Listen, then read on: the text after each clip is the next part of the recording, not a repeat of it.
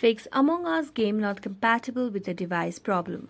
Hello everyone, welcome to this channel. I'm Emily and I'm here to help you out today. So without any delay, let's get started. So first of all, launch the Play Store application and make sure that you have the latest version of Among Us application.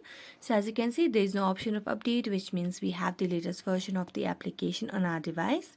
So we're going to go back and then make a long press on Among Us application and then tap on app info, and it will lead us to a new page where you can just tap on clear data and clear a cache.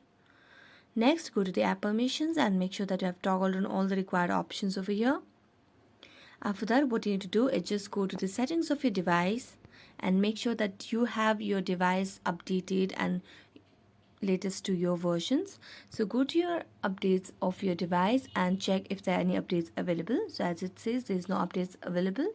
So we're going to go back and tap on Among Us and try to log in, and this might help your issue.